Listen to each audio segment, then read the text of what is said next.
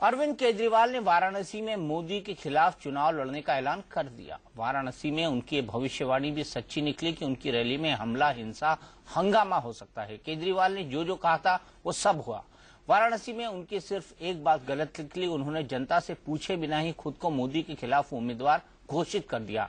बाकी सब कुछ तैयारी के हिसाब से हुआ। केजरीवाल एंड कंपनी ने आरोप लगाया है कि मोदी के गुंडों ने उन्हें रोकने की कोशिश की, लेकिन उसका असर तो होना नहीं था, क्योंकि केजरीवाल अपनी रैली के लिए भीड़ को पहले ही वाराणसी भेज चुके थे। जिस अंदाज में काशी में केजरीवाल का पहला शो हुआ, वो बड़ी बहस का मुद्दा है कि क्या किराए की भीड़ के सहारे मोदी से भिड़ेंगे केजरीवाल? आखिर क्यों काशी जाते जाते आम आदमी की बजाय वीवीआईपी जैसे दिखने लगे केजरीवाल?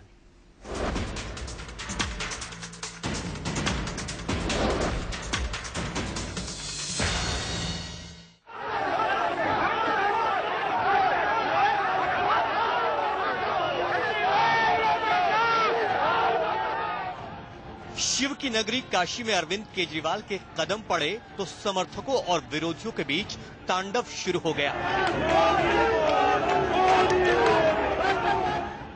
हूबहू वैसा ही सीन बनता दिखा जिसकी भविष्यवाणी केजरीवाल पहले ही कर चुके थे। क्या बीजेपी कुछ प्लान कर रही है? हर किसी को संदेह हो रहा है कि वहां हिंसा हो सकती है। पहले हमारे एक साथी आर.एस. राय साहब वो पर्चा बांटने जा रहे थे, उनके साथ भाजपाइयों ने मारपीट की। कल हमारे लोग जो है वो 80 के घाट पे नुक्कड़ नाटक कर रहे थे, उनके साथ मारपीट की। पार्टी का यही चरित्र है, तो कुछ भी हो सकता है इसमें। कोई अगर ऐसा कुछ हो तो इसमें आश्चर्यचकित होने की बात नहीं है।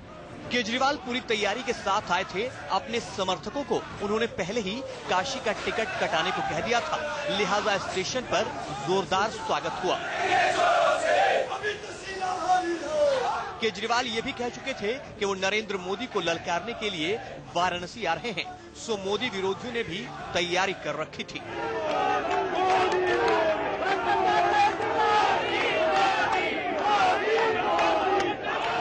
स्टेशन से विरोध और समर्थन का शगुन लेकर केजरीवाल भैंसासुर घाट पहुंचे।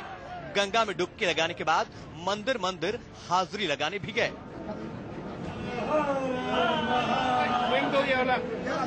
फिर केजरीवाल ने अपना प्लान थोड़ा बदल दिया। पहले वो रैली में वाराणसी से अपनी उम्मीदवारी का ऐलान करने वाले थे, लेकिन ये काम उन्होंने पहले ही कर दिया। एक के एनडीए के शहंशाह मोदी जी और यूपी के शहंशाह राहुल गांधी जी। राहुल गांधी जी को हराने के लिए कुमार विश्वास गए हैं और यहाँ पे वाराणसी की जनता के बीच में मैं आया हूँ। विरोध और समर्थन के कोहराम के बीच केजरीवाल बार बार खुद को आम आदमी और आम आदमी का रहनुमा बताते रहे, जबकि रास्ते में उनका रवैया ऐसा था मानो आम आदमी के सवालों की ही उन्हें कोई परवाह नहीं। एक बार चांस किया, उसके बाद आपने फिर गवर्नमेंट नहीं चली दोबारा, फिर हम कैसे एक्सपेक्ट करें? आपकी मर्जी है, आपकी मर्जी है। नहीं सर, बट एक्सपेक्टेशन तो बहुत ज्यादा थी। एक्सपेक्टेशन कौन सी? 49 डेज में काम करके दिखाया ना। We gave you a glimpse that this is how we are going to work. Corruption levels कितने नीचे आ गए थे, तो अगर आपके पास और दूसरा ऑप्शन है तो दूसरा ऑप्शन ट्राई कर लो। केजरीवाल एंड कंपनी को शिवगंगा एक्सप्रेस की AC 3 टियर बोगी में वीवीआईपी कोटे से कंफर्म रिजर्वेशन मिला था। आम आदमी को यह सुविधा नसीब नहीं होती। वो दिल्ली से वीआईपी की तरह सिक्योरिटी कवर में रवाना हुए तो वाराणसी में पुलिस के अफसर जवानों का सुरक्षा घेरा भी किसी को वीआईपी होने का एहसास कराने के लिए काफी था। केजरीवाल को डर था कि कहीं उनका वाराणसी का हाई वोल्टेज ड्रामा फीकी भीड़ का शिकार न हो जाए, तो इसके लिए वो अपने समर्थकों की भीड़ भी साथ लेकर ही गए थे। दिल्ली से बनारस का ये रूट है, ये ट्रेन बनारस जरूर जाती है। क्या अरविंद केजरीवाल की रैली में ही जा रहे हैं? मेरठ से दिल्ली और दिल्ली से वाराणसी। रतन चौरसिया नाम है, मैं बनारस तक की यात्रा कर। मेरे को 100% उम्मीद है अगर वो सीधे पीएम बन जाते हैं, then he can do a miracle for the country. अब बड़ा सवाल ये है कि अगर केजरीवाल आम आदमी हैं, तो फिर वो आम आदमी की ही तरह चुनाव लड़ने के लिए वाराणसी क्यों नहीं गए, जब केजरीवाल पहले ही तय कर चुके थे कि उन्हें मोदी के खिलाफ वाराणसी से चुनाव लड़ना ही है। तो फिर ये हुंकार भरने की क्या जरूरत थी कि वो जनता से पूछकर ऐलान करेंगे? मुझे पार्टी ने टिकट दिया है, लेकिन पार्टी का टिकट देना मेरे लिए कोई महत्व नहीं रखता। जिस दिन देश की जनता मुझे टिकट देगी, मैं नरेंद्र मोदी जी के खिलाफ चुनाव लड़ूंगा। सवाल ये भी है कि क्या रैली के बाद चुनाव में भी किराए की भीड़ के दम पर मोदी से भिड़ेंगे केजरीवाल?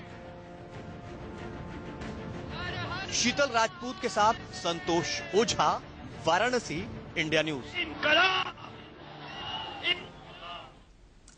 तो सवाल यह है कि क्या किराए की भीड़ के सहारे लड़ेंगे अरविंद केजरीवाल? हमारे साथ एक बड़ा पैनल यहां पर जुड़ा हुआ है। नलिन कोहली बीजेपी के लीडर जुड़े हुए हैं, रागिनी नायक कांग्रेस की स्पोक्स पर्सन, फिरोज बख्श साहब आम आदमी पार्टी के मेंबर स्टूडियो में हमारे साथ हैं, प्रदीप सिंह साहब सीनियर जर्नलिस्ट स्टूडियो में हमारे साथ मौजूद हैं। वहीं समाजवादी पार्टी के नेता रविदास मेहरोत्रा हमारे साथ लखनऊ स्टूडियो से मौजूद है, इसलिए क्योंकि समाजवादी पार्टी की वहां पर सरकार है और सरकार ने क्या कुछ किया अरविंद केजरीवाल के लिए, कैसा वीवीआईपी ट्रीटमेंट दिया, इस पर भी बात होगी। लेकिन फिरोज बख्श साहब, सबसे पहले मेरा सवाल, पर्चे तो पहले ही बढ़ गए थे, नहाते हुए उन्होंने पहले ही कह दिया था कि मैं चुनाव लड़ूंगा, तो फिर ये रायशुमारी का नाटक क्यों?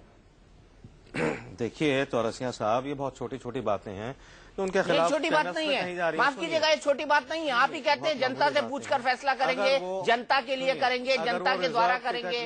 वो रिजर्व टिकट में जाते हैं, एसी डिब्बे में जाते हैं, तो भाई देखिए बैलगाड़ी में तो जाएगा नहीं आदमी, ठीक है आम आदमी, इसमें कोई दो राय नहीं है कि वो आम आदमी के रैंक से ये शख्स निकला है और इसने पुलिस के डंडे खाकर, इसने हर वो चीज झेलकर जो एक आम आदमी जो है, एक आम आदमी को वीआईपी कोटा मिलता है क्या? मुझे सिर्फ एक बेसिक सवाल का जवाब दे दीजिए जी, मुझे सिर्फ एक बेसिक सवाल का जवाब दे दीजिए कि आम आदमी को क्या वीआईपी कोटा मिलता है?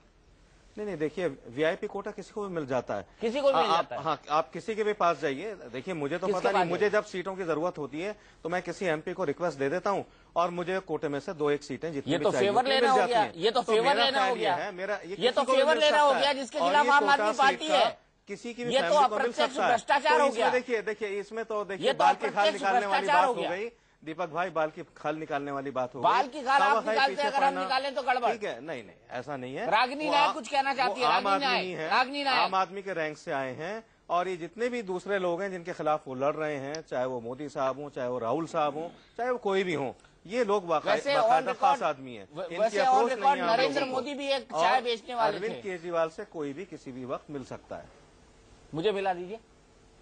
चलिए, आप कब मिलाएंगे बोलिए, नेशनल टीवी पे बोलिए कि दीपक चौरसिया आने वाले मेरे साथ। मैं आपको वहाँ ले जाता हूँ, वाराणसी, दिल्ली में आएंगे तो मैं ले जाऊंगा। आप बोलिए, आप कमिट करिए कि मुझे इस तारीख को मिलवाएंगे। आप मिलना चाहेंगे तो 1 सेकंड में मिलवा मैं अभी मिलना चाहता हूँ सर, मैं तो मिलना चाहता हूँ। बिल्कुल मिलिए। मैं तो कह रहा हूँ, वो तो सिलेक्टेड लोगों से मिलते हैं, ऐसा वो सिलेक्टेड पत्रकारों से मिलते हैं, सबसे सबसे। रागिनी नायक कुछ कहना चाहती है? रागिनी, सिलेक्टेड लोगों से तो मोदी जी और राहुल जी मिलते हैं।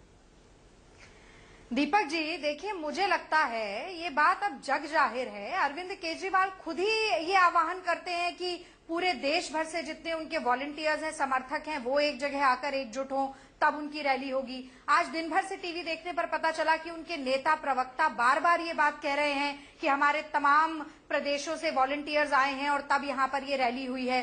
इसीलिए मुझे लगता है आज बड़ा बहस का सवाल ये नहीं होना चाहिए कि रैली प्रायोजित है या नहीं, ये स्वतः स्वेच्छा से आए हुए लोग हैं या बुलाए गए लोग हैं। और मान लीजिए स्वेच्छा से आए हुए लोग भी हैं तो बहुत बार देखा गया है कि जो भीड़ है वो वोट में तब्दील नहीं होती है। लेकिन अरविंद केजरीवाल जी की कुछ बातें जो उन्होंने आज कही, उनके ऊपर भी ध्यान देना बहुत जरूरी है। उन्होंने सबसे पहला जो मुझे बहुत ही चिंताजनक, देश और राजनीति और प्रजातंत्र के लिए बहुत ही चिंताजनक बात लगी, वो ये कि उन्होंने खड़े होकर आज इस बात का ऐलान किया कि अगर जनता उनको वोट देती है तो इसका मतलब ये है कि 1 साल में दोबारा चुनाव होगा। अब आप देखिए कि किस तरह से इंस्टेबिलिटी की मशीनरी बनती जा रही है आम आदमी पार्टी। दिल्ली में वही हुआ, 49 दिनों का खेल हुआ राजनीति का और सत्ता का, फिर मैदान छोड़ के भाग गए। अब वाराणसी पहुंचे हैं तो कह रहे हैं कि अब आप देखिए, मुझे मौका दीजिए तो 1 साल में फिर से चुनाव करवा दूंगा। हरीश चंद्र का नाम लेते हैं और ये भूल जाते हैं कि राजपाट से ज्यादा हरीश चंद्र अपनी सच्चाई के लिए माने जाते हैं। मर्यादा पुरुषोत्तम राम का भी नाम लेते हैं, लेकिन ये भूल जाते हैं कि रघुकुल रीति सदा चली आई, प्राण जाए पर वचन न जाई। दिल्ली में उनकी विफलता, उनके झूठे वादे, उनकी निष्क्रियता, जन लोकपाल से लेके बिजली पानी से लेके वीआईपी नंबर की गाड़ी तक, जो भी उन्होंने झूठी राजनीति और फरेब की राजनीति की, झूठे वायदे तो कांग्रेस के नेता करते हैं, पे तो वो पहले ही उनका विफल हो सुपड़ा चुके दिल्ली हैं। से साफ हुआ है एक बड़ी और दूसरे 3 एक स्टेट बड़ी से और आगे भी सुपड़ा साफ होगा। कि ये 2 पार्टियां हैं, भारतीय जनता पार्टी और आम आदमी पार्टी, और दोनों पार्टियों के अस्त्र वही पुराने हैं। अगर हम भारतीय जनता पार्टी की तरफ भी नजर डालें तो वही पुराना हिंदुत्व का अस्त्र है, वही सांप्रदाय का अस्त्र है जिसने वाराणसी को एक बार फिर केंद्र बनाया और हिंदू धर्म के मंत्र और हिंदू धर्म से संबंधित चीजों आप भी तो धर्म की राजनीति करते हैं, मेजोरिटी माइनॉरिटी की। उन्होंने आप भी तो मजहब की सियासत करते हैं, दूसरों को क्यों इल्जाम दे रहे हैं? एक अंश यहाँ पर प्रस्तुत हुआ है जो फिर गोधरा के दंगों के बारे में बात कर रहा है। तुम्हारा तो खून विकास इन दोनों हमारा पार्टियों खून के पानी। लिए मुद्दा ही नहीं है। हिडन एजेंडा दोनों पार्टियों का एक है। अरविंद केजरीवाल टोपी पहनते हैं, गंगा में स्नान करते हैं, मंदिर जाके तिलक लगाते हैं, आजान में कोई बुराई है उसमें? गंगा में स्नान करना, तिलक लगाना, मंदिर जाना कोई कमी है, कोई बुराई है? कोई भी हिंदुस्तानी कोई हिंदू जवाब उसके बाद नलिन कोहली के बाद कर सकती हैं, आप भी कर सकती हैं, क्या बुराई है? राजनीति में सांकेतिक भाषा का बहुत महत्व है। आप किन मुद्दों की बात कर रहे हैं? वही तुकबंदी, वही जुमलेबाजी, उसके अलावा कोई नई दिशा नहीं है। अरे रागिनी नायक जी, जो 5 साल का मौका हमें रागिनी नायक जी, काशी में गंगा नहाने के बाद सुन लीजिए आप, सकारात्मक राजनीति नहीं है। नया जो देखने को मिल रहा है वो भारतीय जनता पार्टी की राजनीति की तरफ ही झुकाव देखने को मिल रहा है। उसी ढर्रे की राजनीति, उसी तरह का ध्रुवीकरण, उसी तरीके का सांप्रदायिक अलगाववाद। तो देश की जनता के लिए मैं समझती हूँ आज ये दोनों पार्टियां ही विकल्प नहीं है। दोनों पार्टियां विकल्प नहीं, कांग्रेस विकल्प है, मैं मान लेता हूं, लेकिन कांग्रेस ही कल्पित थी जिसने 49 दिन के लिए अरविंद केजरीवाल को सत्ता पर बिठाया। आप ही उनके सहयोगी थे, आप ही ने झाड़ू का हाथ दिया, ये मत भूलिएगा। इस पर मैं आपका रिएक्शन नहीं लूंगा क्योंकि ये भी एक अटल सत्य है। नलिन कोहली जी, देखिए नहीं, इसका कोई एक्सप्लेनेशन नहीं, इसका कोई एक्सप्लेनेशन नहीं, इसका कोई एक्सप्लेनेशन नहीं की कोशिश करते। अब वो ट्राइड एंड टेस्टेड है और फेलियर उनके साथ जुड़ा। नहीं, इसका कोई एक्सप्लेनेशन नहीं। आपकी बी टीम की तरह काम किया था उन्होंने दिल्ली के अंदर, ये बात बड़ी साफ है। दीपक जी पता नहीं हम बीजेपी की बी टीम है या कांग्रेस की, हमें तो ये पता लगाना होगा किसकी बी टीम है। बीजेपी वाले कहते हैं कांग्रेस की बी टीम है, कांग्रेस वाले कहते हैं बीजेपी की। फिरोज बख्श साहब, आप समझा दीजिए हम किसकी बी टीम है। हम अगर किसी की टीम है, हम ए टीम है और जनता की ए टीम है हम। दीपक जी, आपको तो आज तमगा मिल गया ना। अरविंद केजरीवाल ने खुद को तमगा दे दिया कि वो भगवान रामचंद्र की तरह है, सत्यवादी हरिश्चंद्र है। अब बचा क्या है देश में? बोल दिया उन्होंने, मंच से बोल दिया। नलिन कोहली, इस सत्यवादी हरिश्चंद्र के बारे में क्या कहेंगे आप? मैं इतना कहूंगा पहले कि दोनों पार्टियों का प्रदर्शन तो देख ही लिया हमने, दोनों आपस में बात कर रहे हैं। मैं शांति से सुन रहा था, शांति से अपनी बात कहना चाहूंगा। पहली बात है, आज वाराणसी जाना शायद केजरीवाल जी के लिए बहुत महत्वपूर्ण था क्योंकि गंगा जी में उन्होंने स्नान किया। अब बच्चों की झूठी कसम खाने के बाद कम से कम कुछ पाप धुलने की हो सकता है उनकी इच्छा रही हो। अब आ जाते हैं आम आदमी पार्टी पे। आपने कई प्रश्न उठाए। ये पहली पार्टी है भारत की जो लोकतंत्र में विश्वास नहीं करती है। इनके लिए पूरी विधान सिस्टम खराब है, पूरी एग्जीक्यूटिव सिस्टम खराब है, न्यायपालिका खराब है और अब तो मीडिया को भी गलियाते हैं। तो चारों स्तंभ जो है लोकतंत्र के, उनको गलियाते हैं और लोकतंत्र में विश्वास की बात करते हैं। हो सकता है क्योंकि इनके तो फंड्स विदेश से आते हैं, पाकिस्तान, अमेरिका, पता नहीं कहां से। तो भारतीय इनके लिए नाम सिर्फ एक है, आम आदमी। लेकिन आम आदमी के नाम का प्रयोग कांग्रेस ने भी किया है, इन्होंने भी किया। सर आप सुनते नहीं है, आप लोगों ने वो तहजीब थोड़ा रख लीजिए सुनने की, थोड़ी तहजीब रख लीजिए फिरोज भाई। नहीं सुन लीजिए, आप सुन लीजिए, आपकी रनिंग कमेंट्री बीच में आती है, आप फिर जितना चाहे बोलिए। ये प्राइवेट प्लेन से खुद ट्रैवल करेंगे जयपुर से दिल्ली, लेकिन हर व्यक्ति पे प्रश्न उठाएंगे। आम आदमी के घर के नाम पे 10 कमरे का बंगला मांगेंगे। आज अपने पत्नी के नाम के उसके लिए कहते हैं C2 टाइप अपने को मिल जाए, जब उनको D2 मिलना चाहिए। तो इनको सुविधाएं सारी चाहिए, लेकिन दिखोना और दिखाना दुनिया को कि हमारे देश में क्या है। 10 साल के कांग्रेस के शासन काल के बाद महंगाई, भ्रष्टाचार, बेरोजगारी, महिलाओं की सुरक्षा, किसानों की दुर्दशा, ये सब विषय है और यही मोदी जी, भारतीय जनता पार्टी लगातार कह रही है। रागिनी जी ने एक बात कही, सांकेतिक शब्द और सांकेतिक भाषा। तो मैं इतना ही याद दिलाना चाहूंगा, राहुल गांधी जी के बहनोई और सोनिया गांधी जी के दामाद वाड्रा जी ने कहा था India is a banana Republic.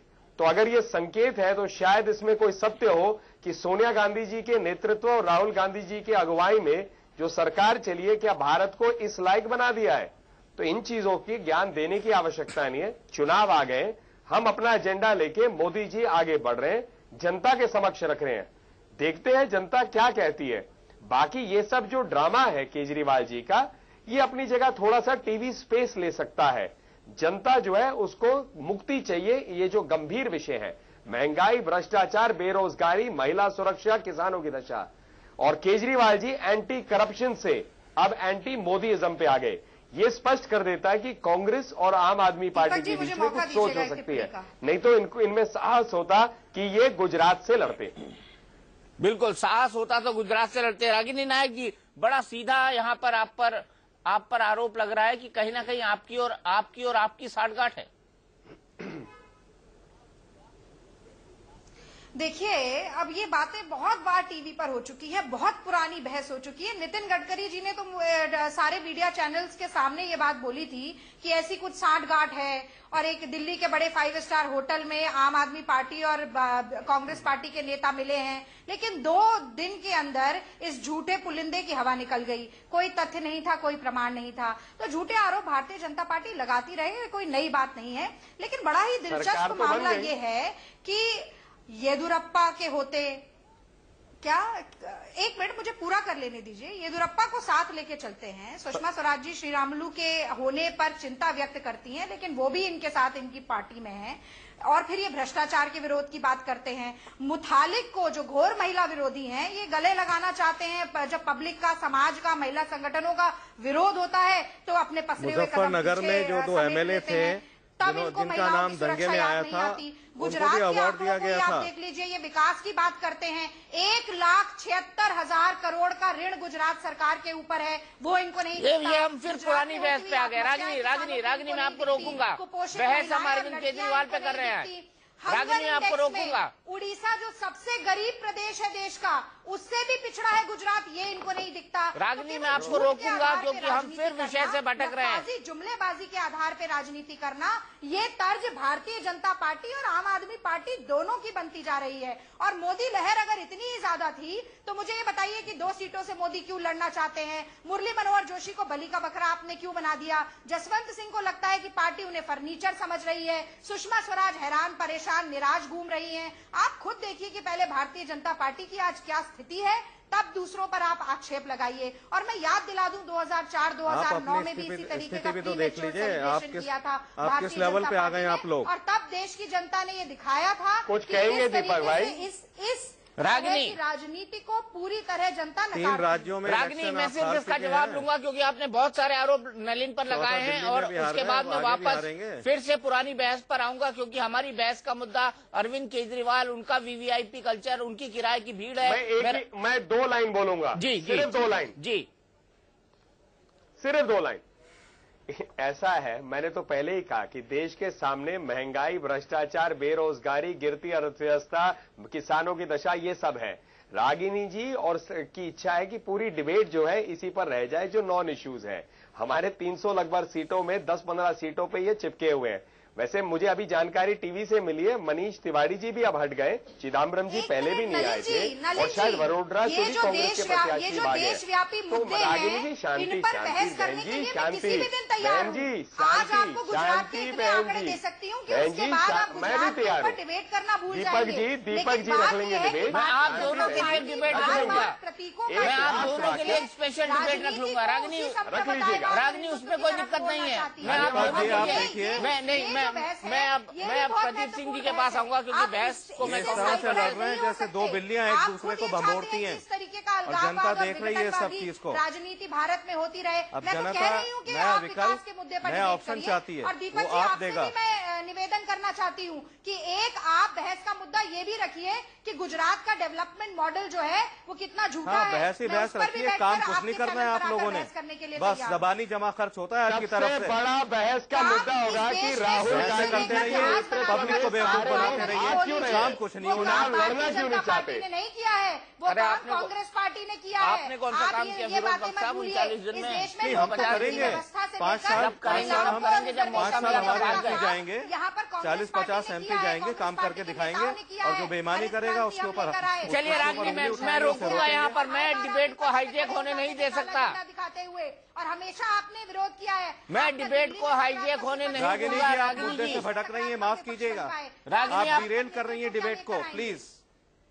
Pradeep Singh ji, मेरा बड़ा सीधा सवाल, क्या ये एक रागिनी जी, दिनकर शेट्टी जी भी आपकी पार्टी में आए थे, वही भी श्री राम सेना से है, भूल गए आप मैडम?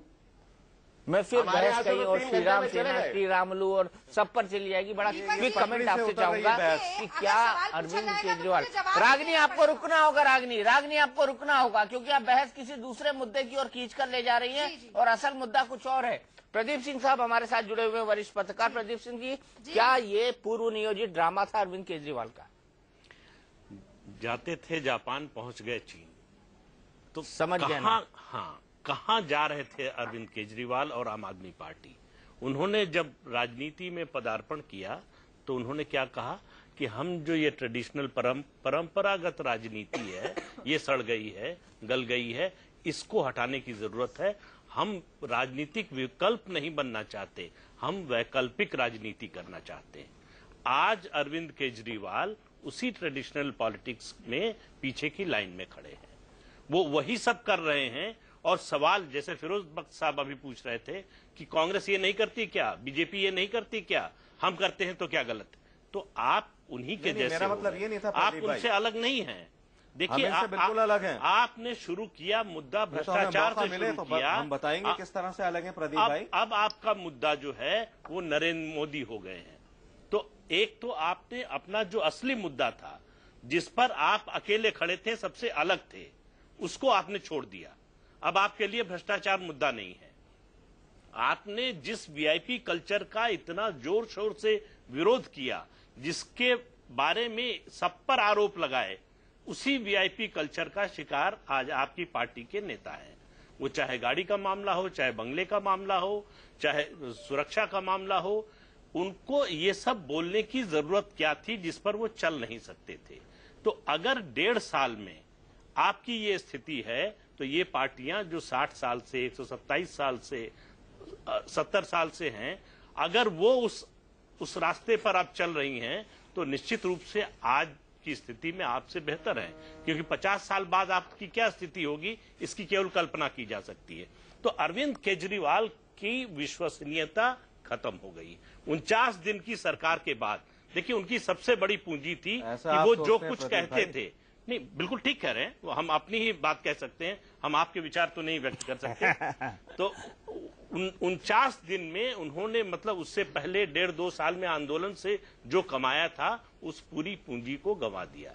वो उससे पहले जब किसी पर आरोप लगाते थे तो कोई ये नहीं पूछता था कि ये सच है कि गलत। ये अरविंद केजरीवाल ने कहा है, आम आदमी पार्टी ने कहा है, तो जरूर कुछ बात होगी। आज उनकी हर बात पर सवाल होता है, सच बोल रहे हैं कि झूठ बोल रहे हैं, कसम खा के भी झूठ बोल सकते हैं। ये तो विश्वसनीयता, अगर सार्वजनिक जीवन में जो भी है, नेता की अगर विश्वसनीयता चली जाए तो उसके लिए लोगों को अपनी ओर खींचना बहुत मुश्किल होता है, बहुत मुश्किल हो जाता है। फिरोज बख्श साहब, विश्वसनीयता खत्म हो चुकी है अरविंद केजरीवाल की। नहीं दीपक भाई, मैं बिल्कुल मुत्तफिक नहीं हूँ राजीव साहब से। सीनियर पत्रकार हैं वो, उनको पढ़ता भी हूं मैं, लेकिन मुझे पता नहीं वो किस तरह से उन्होंने कहा कि विश्वसनीयता खत्म हो गई। विश्वसनीयता खत्म नहीं है, बल्कि ट्रस्ट उनका बढ़ रहा है और लोग उनके ऊपर विश्वास करते हैं। आज भी अगर आप मुकाबला करें एसपी, बीएसपी, कांग्रेस, भाजपा और जो दूसरी बड़ी जेडीयू, अभी भी पब्लिक यही समझती है कि आम आदमी पार्टी इन सबसे बेहतर है। बिल्कुल। और कितनी बेहतर है? 1 मिनट मेरे पास एक एसएमएस आया है, कितनी बेहतर है? 1 मिनट फिरोज बख्श साहब, सुनिए दीपक भाई, कितनी बेहतर है? मौका मिला था आपको, मौका मिला था, 39 दिन में भाग गए, 49 दिन में भाग गया। देखिए, एक दर्शक ने क्या एसएमएस भेजा है, क्या एक दर्शक ने एसएमएस भेजा है। दर्शक का एसएमएस आया है कि आज कांग्रेस, बनारस से आया है, कांग्रेस और बीजेपी की तरह आप पार्टी के कार्यकर्ता बिना प्लेटफॉर्म टिकट के रेलवे स्टेशन पर रिसीव करने अरविंद केजरीवाल को पहुंच गए। इसे कहते हैं मॉब कल्चर, इसे कहते हैं शक्ति प्रदर्शन, इसे कहते हैं वीवीआईपी कल्चर, कि भाई हमारा तो नेता आ रहा है, हमको प्लेटफॉर्म टिकट लेने की क्या जरूरत है। नहीं, ऐसा नहीं है। देखिए, ठीक है, अगर ऐसा हुआ है तो गलत है, मैं इसको गलत समझता हूं कि जहां जो टिकट आप इसी कल्चर के खिलाफ थे, आप इसी कल्चर के खिलाफ मेंबर होने के इसको गलत समझता हूं। लेकिन देखिए, ये हो गया ऐसा, लेकिन मैं समझता हूं कि इसको भी आज जिस तरह से मुद्दा आप बना रहे हैं, मैं नहीं समझता है कितनी बड़ी बात है, लेकिन है गलत है। इसलिए मुद्दा बन रहा है कि आपने ही इसको मुद्दा बनाया। आपने कहा कि हम ऐसा नहीं करेंगे, ये पार्टियां करती हैं, इनके नेता इस तरह से करते हैं, बड़ी गाड़ियों में चलते हैं, सुरक्षा लेकर चलते हैं, हम नहीं चलेंगे। तो जो दावे आप कर रहे थे उन्हीं पर आज आपको कसा जा रहा है। सुरक्षा कहाँ ले रहे हैं? आप उसको कोई अगर ब्लैक कमांडोज उन्होंने नहीं ली है, ऐसी कोई सुरक्षा नहीं है, कोई भी आदमी जाके उनसे बात कर सकता है। फिरोज बख्श साहब नेशनल टेलीविजन पर हैं, जी जी, चारों तरफ समझ रहा हूं उस बात को। चारों तरफ उनके पिक्चर चलते हैं, चारों तरफ वो सिक्योरिटी मैन से घिरे रहते हैं, उसके बाद आप लोग ये झूठ बोलते हैं कि वो सुरक्षा नहीं लेते, सीधे चलते हैं रविदास। सिक्योरिटी तो देखिए उनको स्टेट दे रहा है, कांग्रेस वाले दे रहे हैं, जहां भाजपा का स्टेट है वो दे रहे हैं। गुजरात वालों ने उनको सिक्योरिटी दी, यूपी में है उन्होंने सिक्योरिटी उनको दी, उन्होंने मांगी नहीं। ये सिस्टम है, अगर उनको कोई पत्थर मार दे, गोली मार दे, ये बताइए। बोलते चिल्ला चिल्ला के सिक्योरिटी नहीं दूंगा। सिक्योरिटी लेने में कोई गलत नहीं है, जरूर लेना चाहिए, सुरक्षा जरूरी है, लेकिन मैं 1 मिनट रविदास जी के पास जाऊंगा, मैं अभी तक उनके पास नहीं गया हूँ। रविदास जी कितनी सिक्योरिटी दी गई आज अरविंद केजरीवाल को बनारस में?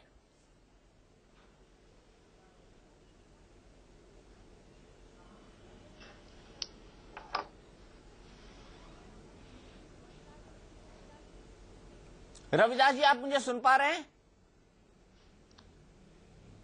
जी? कितनी सिक्योरिटी दी गई आज बनारस में? चारों तरफ पुलिस ही पुलिस थी, कमांडोज थे उनके चारों तरफ। क्या कोई पत्र आया था आपके पास? क्या उनकी तरफ से रिक्वेस्ट आई थी?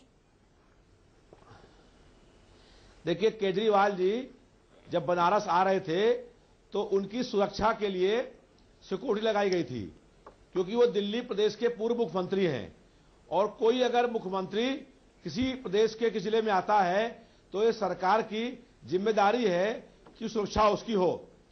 दूसरी बात यह है कि वहां पर यह आशंका थी कि भारतीय जनता पार्टी के लोग उनके ऊपर हमला कर सकते हैं, हिंसा कर सकते हैं, तो हिंसा ना होने पाए, कोई उपद्रव या दंगा ना होने पाए, इसलिए सरकार ने वहां सुरक्षा की पूरी व्यवस्था करी थी।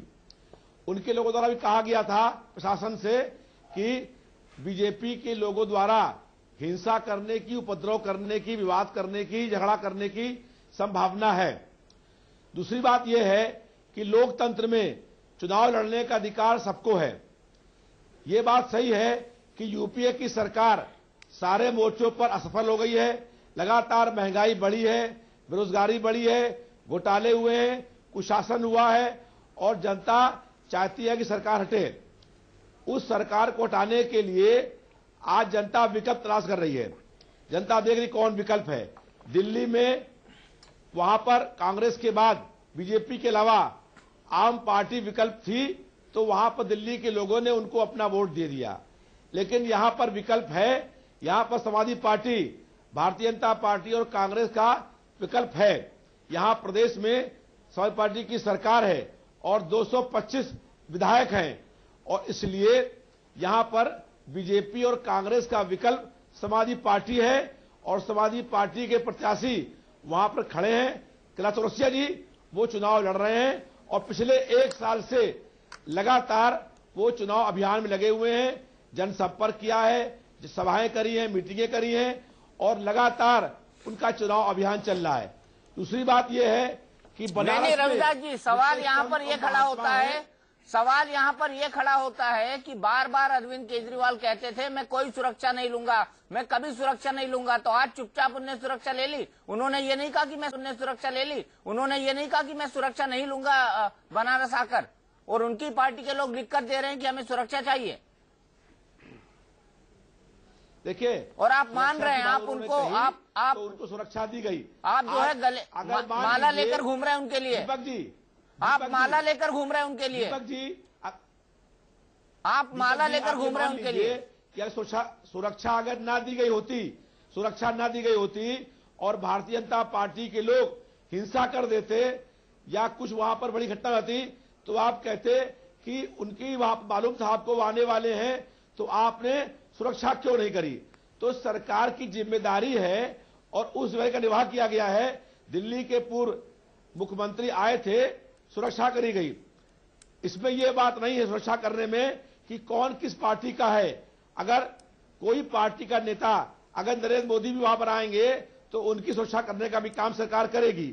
तो सरकार की जिम्मेदारी है। सवाल का जवाब तो इन्होंने दे दिया। जो चुनाव लड़ने वहां पर आए, केजरीवाल ने सुरक्षा खुद नहीं मांगी थी, सुरक्षा तो एक जो सिस्टम है उस सिस्टम के तहत इन्होंने उनका दावा क्या था, हमला हो सकता था। ये नेता सुरक्षा क्यों लेते हैं, जनता से क्यों डरते हैं?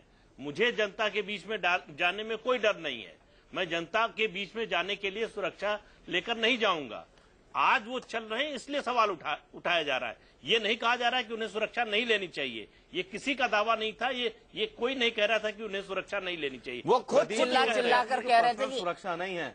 अब उनका अब यह है कि वो पूर्व मुख्यमंत्री हैं तो उनको सुरक्षा फिरोज खुद नहीं ले रहे हैं, उनको स्टेट दे रहा है। नहीं मिलती है। देश सुन रहा है, देश समझ रहा है आपकी बातों को, देश जान रहा है कि कितना घर पे भी बड़ा जब फ्रॉड करते हैं आप लोग। उनको कौशाम्बी पे भी जब पुलिस की सुरक्षा दी गई थी, उन्होंने सफाई से यूपी सरकार से मना कर दिया था। जबरदस्ती सुरक्षा उनको उनके ऊपर थोपी जा रही है। क्यों ले रहे हैं? क्यों वो नहीं ले रहे हैं, सुरक्षा दी जा रही है उनको। नहीं, देखिए उनकी बात पर भरोसा नहीं। उन्होंने कहा कि मैं बंगला नहीं लूंगा और एलजी को चिट्ठी लिखी कि मुझे 2 ये बंगले चाहिए। वो चिट्ठी बाद में सामने आई तो उसका उन्होंने कोई जवाब नहीं दिया, चुप हो गए। तो बात यह है कि वो कहते कुछ है, कर कुछ रहे। ऐसा नहीं अब है। आज उन्होंने जो आदमी कहीं रहेगा, छत्तों से चाहिए ना। अगर आप चाहें तो उनको झोपड़ी दे दीजिए। हम का मना कर रहे हैं? प्रदीप सिंह जी का मना कर रहे हैं? नहीं, एक मिनट हम इस बहस को आगे बढ़ाएं। फिरोज बख्श साहब, आप अपने आर्गुमेंट को ठीक करिए और ये सुनिए कि काशी की जनता क्या कहती है। वो जनता जो किराए की टोपियों पहनाकर रेल का किराया देकर बिहार, दिल्ली, हरियाणा इन जगहों से नहीं लाई गई थी, वो जनता क्या कहती है सुन लेते हैं। हमारी एग्जीक्यूटिव एडिटर शीतल राजपूत ने वहां पर जनता से बातचीत करी है। उसके बाद अपनी उम्मीदवारी काशी से घोषित कर दी। हमारे साथ यहाँ पर काशी की जनता मौजूद है, उनसे जानने की कोशिश करते हैं कि अरविंद केजरीवाल ने जो आज भाषण दिया, इस पर जनता यहाँ की क्या मानती है। आपने अरविंद केजरीवाल का बेनियाबाग से अभी भाषण सुना, आपको क्या लगता है इस भाषण? केजरीवाल जी की बातों से ऐसा लगता है कि वो पहले से ही तय था कि वो यहाँ से इलेक्शन लड़ने वाले हैं। उनकी वही पुरानी रटी रटाई बातें मुझे लगती हैं और ऐसा लगता है उनकी बातों से कि वो मासूम आदमी को अपनी भावनाओं से भड़काने का काम करते हैं। सिर्फ उनकी बातों में ऐसी कोई नयापन नहीं था। ऐसा पॉइंट इस पूरे भाषण से जो आप पॉइंट आउट करना चाह रहे हो अपनी इस बात को आगे बढ़ाने? मुझे एक बात उनकी जो पॉइंट आउट लगी, जो उन्होंने इस तरह की बातें की कि किस तरह से मोदी को वो डिमोरलाइज करेंगे। बाकी उनकी बातों में कोई नयापन है नहीं। आप उनके पिछले 2 महीने के भाषण सुन लीजिए, आपको एक भी नयापन मिल जाएगा ना, मैं अपने मुंह से उगवा लूंगा। उनकी हर बातों में पुरानी बातें, नई बातें उनकी है ही नहीं। एक भी नई बातें उनकी नहीं है। कहाँ मौत इनके पास कहाँ है? काशी की धरती पे पहली दफे हम लोग देखा गया है जो उसके ऊपर अंडा फेंका जा रहा है, सियाही फेंका जा रहा है, उसको बेइज्जत किया जा रहा है हर जगह। घूम घूम के केजरीवाल को ईमानदारी की बात करके गया, उसको लोग बेईमान कर रहे हैं। देखिए, आज जो केजरीवाल जी की रैली हुई है, इसका तकरीबन 25 दिन से आवाम को इंतजार था और आज की रैली से एक इम्प्रेशन जाने वाला था। चूंकि कांग्रेस ने अभी तक कैंडिडेट यहाँ नहीं दिया है और यहाँ एक बड़ा पोलराइजेशन अगेंस्ट भाजपा होना है, उसी के लिए आवाम आई थी। आवाम के इम्प्रेशन से ये महसूस हो रहा है कि आने वाले जो 12 तारीख को जो चुनाव होने वाला है, आवाम आम आदमी पार्टी के साथ, सपा के साथ, कांग्रेस के साथ, किसके साथ जाएगी इस फैसला तो आवाम करेगी। लेकिन ये आज के भाषण की बात करें, आज के भाषण में हम लोगों ने मुसलसल इलेक्ट्रॉनिक मीडिया में अरविंद केजरीवाल जी को सुना है, उसमें कोई नयापन नहीं था। अरविंद केजरीवाल साहब प्रिपेयर्ड होकर बनारस आए थे। उन्हें, उनका बड़ा नाम है, उन्हें यहाँ से चुनाव लड़ना है। उन्होंने आवाम लेकिन घोषणा के पहले करने के बावजूद भी वो रायशुमारी फिर से लोगों में कर रहे थे, तो इससे क्या मैसेज गया? रायशुमारी तो उनकी हर जगह हो रही है। यहाँ की भी रायशुमारी सिर्फ इसलिए होनी थी कि जो आवाम आई थी वो मोहतरम। लेकिन फैसला तो वो पहले ही कर चुके थे, फिर आवाम को क्यों बेवकूफ बना रहे? तो आवाम को तो मुसलसल बेवकूफ बनाने का काम कर रहे हैं वो। आप इस बैनर्स को देख के सही से पता लग जाएगी। देखिए, ये एक बंदे ने केजरीवाल के घर में धरना किया है और बलात्कार के मुद्दे पर जिस तरह से उन्होंने राजनीति की है, ओछी राजनीति की है, उसके विरोध में उनके धरना प्रदर्शन के घर में किया गया था। ये बैनर मुझे आज मिला है यहाँ पे, किसी बच्चे ने धक्के के किया है। ये बंदा कौन है? मैं नहीं जानता इस बंदे को। बनारस शहर का हाल आप देख लीजिए। 20 साल से यहाँ राज है बीजेपी का, 20 साल से बीजेपी का राज है। केजरीवाल जी को यहाँ तो आना ही चाहिए।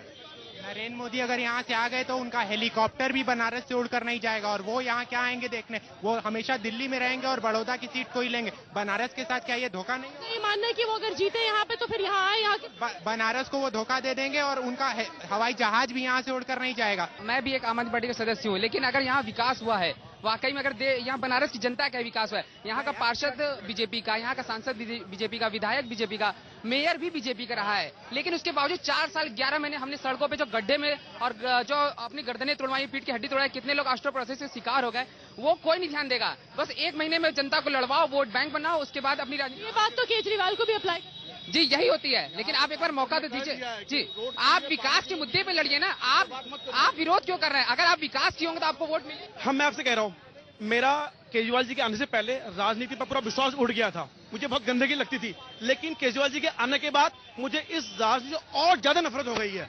राजनीति में आके और ज्यादा नफरत हो गई मुझे सब जाके एक जैसे ही होते हैं, चाहे बीजेपी हो, समाजवादी पार्टी हो, कांग्रेस हो या केजरीवाल जी हो। केजरीवाल जी आम आदमी को बेवकूफ बना रहे हैं, दिल्ली को बेवकूफ बनाया और कोरा बेवकूफ बना रहे हैं वो लोग। इनकी बात से सहमत हूँ बहुत जरा। और कर रहा है कौन अच्छा कर रहा है बताइए? नहीं, कौन अच्छा कर रहा है? दिल्ली से आया है, उसके ऊपर पानी फेंक रहे हैं, अंडा। काशी की जनता का मिजाज यही है, काशी की जनता निराश है, काशी की जनता बेजार है और यही मूड यहाँ हमें इन लोगों से बात करके समझ में आया। कैमरा मैन अवधेश चौरसिया के साथ शीतल राजपूत, इंडिया न्यूज, वाराणसी। तो आपने देखा काशी की जनता का मिजाज। हम लौटेंगे अपनी बड़ी बहस पर इस ब्रेक के बाद। तो बड़ी बहस में आपका एक बार फिर स्वागत है। हम बात कर रहे हैं अरविंद केजरीवाल की। हम बात कर रहे हैं कि जब वो पहले से ही तय कर चुके थे कि उन्हें काशी से चुनाव लड़ना है, तो इस रायशुमारी का नाटक क्यों? सीधे चलूंगा मैं रागिनी नायक के पास। रागिनी, सबसे बड़ा सवाल कि आखिरकार झूठ के दम पर राजनीति करने वालों को आपने दिल्ली में समर्थन क्यों दिया?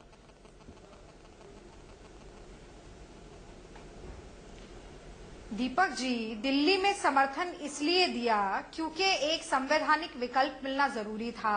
दिल्ली में समर्थन इसलिए दिया ताकि जनता के ऊपर दोबारा चुनाव का बोझ ना पड़े। दिल्ली में समर्थन इसलिए दिया क्योंकि एक ऐसी पार्टी जो परिदृश्य दिखाकर अरे रागिनी, आज ही उन्होंने कहा कि हम तो चाहते हैं सरकारें गिरे। वायदों को पूरा करने का आपने ऐसे लोगों को समर्थन दिया जिनकी आइडियोलॉजी आपसे नहीं मिलती है, जो चाहते हैं कि सरकारें गिरती रहे। कि देश की जनता ने देखा कि किस तरीके से केवल सब्जबाग दिखाए थे इस पार्टी ने और किस तरह रागनी, एक मिनट रागनी, पुलिंदे पर अपनी रागनी गलत कह रही है, इन्होंने समर्थन दिया था। लेकिन एक नहीं, रागनी एक मिनट सुन तो लीजिए, आज उनका बयान क्या था? पहले से इनकी नियत सुन तो लीजिए, उनका बयान क्या था? मुझे मैं करीब 10 मिनट तक अपना हाथ उठाई रही। मुझे आप मेरे मैं पॉइंट पर बात करना चाहती हूँ, प्लीज मुझे मौका दे दीपक जी। चलिए मौका दीजिए। मौका दिया मैंने, उसके बाद मैं काउंटर करूंगा आपको। आपकी करस्पॉन्डेंट बिल्कुल बिल्कुल। देखिए, आपके करस्पॉन्डेंट ने जनता से भी पूछा। अब रायशुमारी जिससे आपने अपना कार्यक्रम शुरू किया था, उस पर भी बात करना बहुत जरूरी है। अरविंद केजरीवाल ने 272 वार्ड में दिल्ली के सभा की थी और पूछा था कि सरकार बनाना चाहिए या नहीं।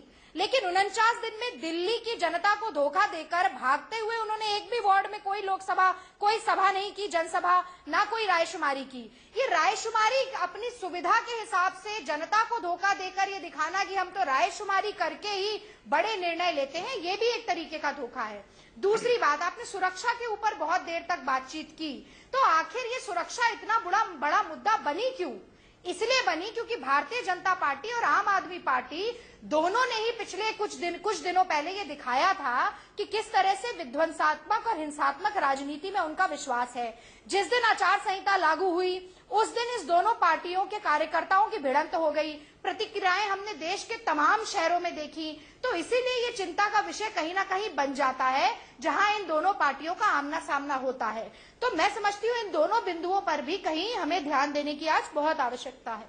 वो गलत है, लेकिन आपके राज में जो 65,000 छोटे बड़े दंगे हुए, उसका कोई जवाब है रागनी जी आपके पास? फिरोज बख्श साहब, फिर मैं पूछूं आपसे, आप 65,000 दंगों की बात कर रहे हैं, आप गड़े मुर्दे उखाड़ रहे हैं।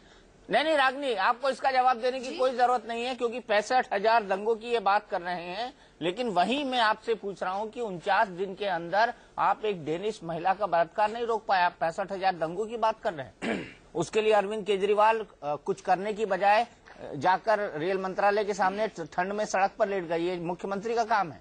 आप बताइए मुझे। फिरोज बख्श साहब, जवाब दीजिए। के सामने भी वो अपने लिए नहीं लेटे, ना कोई ड्रामा था, वो तो पब्लिक के लिए ही, पब्लिक के कॉज के लिए लेटे थे। आपने खुद ने बोल दिया ड्रामा था ना, आपने खुद ने बोल दिया ड्रामा था। 4 डिग्री सेल्सियस आपने खुद ने बोल दिया ड्रामा था। रजाई ओढ़ के लेटा हुआ है, किसके लिए लेटा था? वो जनता के लिए लेटा था। क्योंकि क्या हासिल हुआ जनता को उससे? कुछ गलत हुआ था, क्योंकि क्या हासिल हुआ जनता को बहुत कुछ गलत हुआ था, इस वजह से वो शख्स क्या हासिल हुआ जनता को उससे? और उन पुलिस वालों को क्या हासिल हुआ जनता को उससे? क्या हासिल हुआ जनता को उससे? जवाब दीजिए मुझे, क्या हासिल हुआ? क्या बलात्कार रुक गए? क्या महिलाओं की प्रताड़ना रुक गई? क्या सोमनाथ भारती के खिलाफ डिटेल नहीं निकले कि वो पोर्न वेबसाइट चलाते हैं? क्या सोमनाथ भारती के कंडक्ट पर सवाल नहीं उठे? क्या सोमनाथ भारती के खिलाफ कोई कार्रवाई आम आदमी पार्टी ने करी? एलजी साहब की रिपोर्ट, एलजी साहब नहीं, एलजी साहब की रिपोर्ट आ गई है, उसके बावजूद भी क्या सोमनाथ भारती सोमनाथ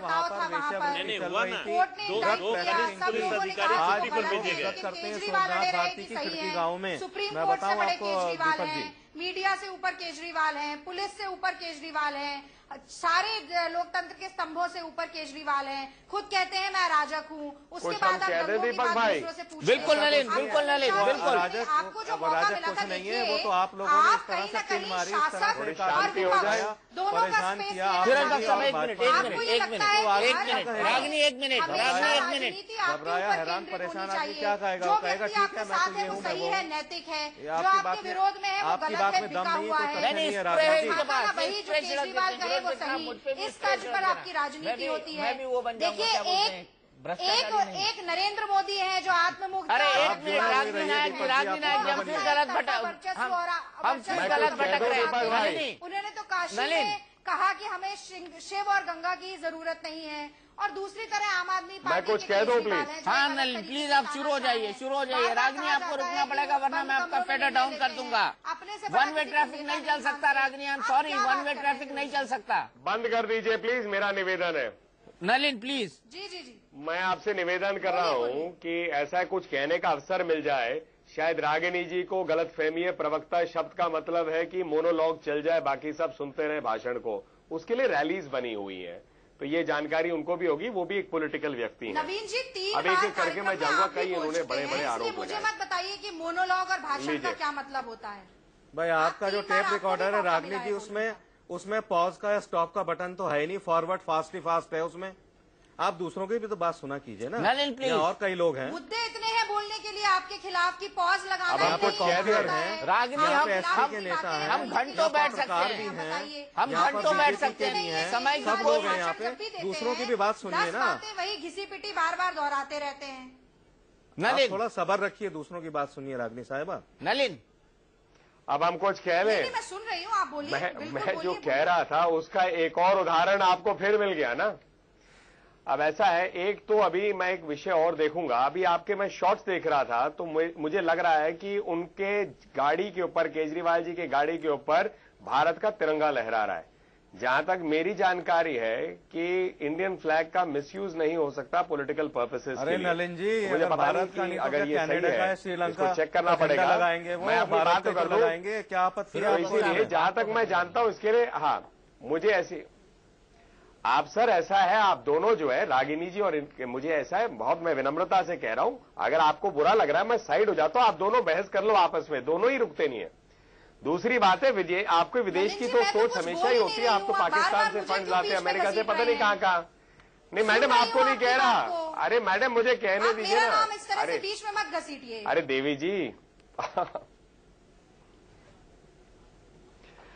जी अब आ जाते हैं, आपने नरेंद्र मोदी जी को लेकर कई बातें कही। मुझे लगता है कि अभी तक जितनी सोच हमें मिली है उसमें एक ही चीज दिखा है कि ना महंगाई पे जवाबदेही है, ना भ्रष्टाचार पे, ना बेरोजगारी पे, ना महिलाओं की सुरक्षा पे, और ना ही किसानों की दुर्दशा पे। हर चीज मोदी केंद्रित इसलिए शायद करते हैं आम आदमी पार्टी और कांग्रेस के नेता, क्योंकि इनके पास और कुछ है नहीं कहने को। आम आदमी पार्टी ने तो सिर्फ 49 डेज में, 49 दिनों में पूरे देश के सामने अपना मॉडल दिखा दिया, और 10 साल के बाद राहुल गांधी जी के शानदार नेतृत्व में उनके बड़े बड़े लोग अब चुनाव तक नहीं लड़ना चाहते। तो इसमें कोई ऐसी बात है नहीं। हम अपनी बात जनता के सामने विनम्रता से रखते जाएंगे, हर जगह रखते जाएंगे, और हम मानते हैं कि भारत का ये चुनाव जो है भारत में बदलाव के लिए है, ड्रामेबाजी के लिए नहीं है। ये गंभीर विषय है। बाकी ये सब जो है दंगों की बात करना कब तक करेंगे? इस पे जितने डिबेट्स आप करना चाहे मैं करने को तैयार हूं। मुझे लगता है कि इसमें कहीं पर भी कांग्रेस पार्टी खरा नहीं उतर सकती। आखिरी बात मैं ये कहना चाहूंगा कि जहां तक ये सोच है, हिटलर जैसे शब्दों का प्रयोग ये सब लगातार कांग्रेस करती है, कोई की उदाहरण इस देश में वो दिखा है, वो है इंदिरा गांधी जी के समय, जब इन्होंने जेल में सबको कर दिया था इंक्लूडिंग मीडिया। उसके बाद अब केजरीवाल जी ने ऐसे भाषा का प्रयोग कर दिया कि मीडिया वालों को जेल में डाल देना चाहिए। इस प्रकार की जो तानाशाही सोच है हम इसे पसंद नहीं करते। हम लोकतंत्र में हमारा हरियाली दिखाई जा रही थी गुजरात में। ठीक है, फिरोज बख्श साहब मीडिया ने उसको मैं फिर वापस उस सवाल पर आऊंगा। जी दीपक जी। रागनी एक मिनट रागनी, मैं आ रहा हूं आपके पास। एक मिनट प्रदीप सिंह सर, इस डिबेट के कंक्लूजन के तौर पर क्या ये माना जाए कि जो आज अरविंद केजरीवाल ने किया है वो पूरी तरह से एक पूर्व नियोजित ड्रामा था, रायशुमारी नहीं थी? निश्चित रूप से लफाजी, मतलब उनका भाषण सुनिए। उन्होंने कहा कि मेरी पार्टी ने मुझे टिकट दिया लेकिन मैं उसकी परवाह नहीं करता, मुझे जनता, देश की जनता टिकट दे। देश की जनता तो कभी टिकट देती नहीं, वोट ही देती है। तो वो टिकट मांग रहे हैं जनता से, तो वो बताने की ये कोशिश कर रहे हैं कि मैं जो कह रहा हूं जनता उसी पर भरोसा करेगी, मैं जो बोल रहा हूं लोग उसी तरह से विश्वास करेंगे। उनको ये पता नहीं है कि उनकी विश्वसनीयता आज से 6 महीने साल भर पहले जो थी वैसी भी नहीं रही है। अब उनकी बात पर लोग उस तरह से यकीन नहीं करते। अब उनकी बात को भी उसी तरह से जांचने परखने के लिए लोग तैयार हैं जिस तरह से दूसरे राजनीतिक दलों के नेताओं की बात को करते हैं। अब उनमें और बाकी दलों के नेताओं में लोग फर्क नहीं देखते। तो ये लफाजी का, ये आडंबर और ये सब छोड़ देना चाहिए उन्हें। राजनीति कर रहे हैं, निश्चित रूप से कर रहे हैं। किसके खिलाफ लड़ना है, किसके खिलाफ नहीं लड़ना है, ये उनकी पार्टी का फैसला है। अभी तक वो पूछते घूमते थे हर इंटरव्यू के चैनल में कि मोदी जी कहां से लड़ रहे हैं। जैसे उनसे कोई पूछता था कि आप मोदी के खिलाफ लड़ेंगे, उनसे पूछा जाता था कहां से लड़ रहे हैं, वो पूछते थे। तो उनको पता चल गया। उन्होंने घोषणा कर दी कि मैं चुनौती लेने को तैयार हूं, बेंगलोर में कहा। और फिर कहा कि 25 तारीख को रायशुमारी कराऊंगा। तो कोई रायशुमारी तो हुई नहीं। तो इसमें मानने में क्या हर्ज है कि भाई हम नरेंद्र मोदी को चुनौती देना चाहते हैं, हम बनारस से चुनाव लड़ेंगे। तो इस तरह का अगर आप आडंबर करेंगे तो अपनी विश्वसनीयता को और घटा रहे हैं।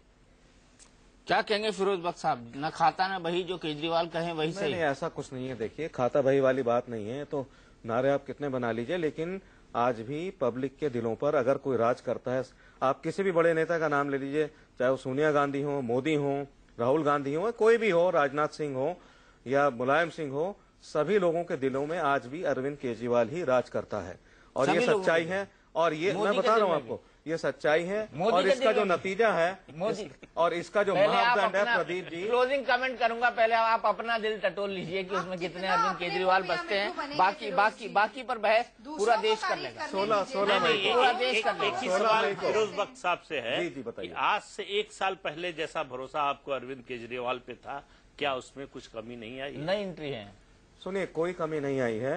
ये पॉलिटिक्स इसी तरह से चलती है, कहीं ऊंच कहीं नीच। लेकिन जो सफाई अब तक मेंटेन की हुई है अरविंद केजरीवाल ने, नीच आई है। हाँ, आई है। नहीं, मैं आप मान रहे इस बात को? आप मान रहे? मान लीजिए फिरोज बख्श साहब, मान लीजिए। अरविंद केजरीवाल का जहाँ तक ताल्लुक है, अरविंद केजरीवाल वैसे ही है जैसे, लेकिन पार्टी में आई है ऊंच नीच। पार्टी में ऊंच नीच नहीं आई है। मेरे ऊंच नीच का मतलब ये सुनिए, ऊंच नीच का मतलब ये है, देखिए, जैसे सफाई करने के लिए, झाड़ू लगाने के लिए करप्शन में कहीं ना कहीं उसमें जाना पड़ता है। पाँव तो काले होंगे, मैं उस ऊंच नीच की बात कर रहा हूँ। तो मतलब अरविंद केजरीवाल के पाँव काले हो चुके हैं? नहीं, तो जाहिर सी बात है, ये तो इतनी गंदगी को जब आदमी साफ करेगा तो पाँव काले होने का मतलब पाँव काले होने का मतलब आप समझते हैं? पाँव काले होने का मतलब समझते हैं? गंदगी में कूदना पड़ेगा तो आदमी को छींटे आती हैं, छींटे आती हैं। मतलब छींटे आ चुके हैं? नहीं, मतलब छींटे आ चुके हैं। नहीं, शर्ट गंदी हो चुकी है। नहीं, मैं तो आपके सवाल पर सवाल कर रहा हूँ। उनके ऊपर छींटे इस तरह से नहीं आए जैसे आप समझ रहे हैं करप्शन से या कोई खराबी उनके अंदर आ गई है। नहीं, किस तरह के छींटे आए फिर समझाइए ना आप। छींटे किस तरह के आए? जो लोग उनके ऊपर इल्जामात लगा रहे हैं, उल्टी सीधी बातें कर रहे हैं, छोटी छोटी बातों के। अरविंद ने सीट की बेल्ट नहीं लगाई, मतलब किसी न किसी तरह से अरविंद को सूली पे लटकाने की बात हो रही है। ये पूरा प्लान प्रोग्राम है अरविंद केजरीवाल के खिलाफ। और अरविंद केजरीवाल इन सबसे धुल के साफ सुथरे होके आएंगे। 16 मई को आप देखिएगा जाते हैं जी। आम आदमी का चालान हो जाता है अगर सीट बेल्ट न लगाए, हेलमेट बिना पहने। ठीक है, आम आदमी का चालान हो जाता है अगर सीट बेल्ट नहीं लगाई जाती है, लेकिन अरविंद केजरीवाल का चालान नहीं होगा क्योंकि वो आम आदमी पार्टी के नेता हैं। एक खद्दरधारी व्यक्ति है, एक वीवीआईपी व्यक्ति है। फिरोज बख्श साहब चाहे जितना कहें, लेकिन जो सच है वो जनता के सामने है। और जनता के सामने इस पूरी राजनीति का भी पर्दाफाश एक दिन हो जाएगा। हम यही कह सकते हैं कि आम आदमी पार्टी को जितना भी डिस्कस करने जाएं आप किसी भी पब्लिक डिबेट के अंदर, तो कहीं ना कहीं नए तथ्य उनके सामने निकलते हैं। कथनी और करनी में फर्क है और कथनी के और करनी के इसी फर्क को मानने को तैयार नहीं होते हैं आपके नेता। बड़ी बहस में इतना ही। इंडिया न्यूज पर खबरों का सिलसिला लगातार जारी है।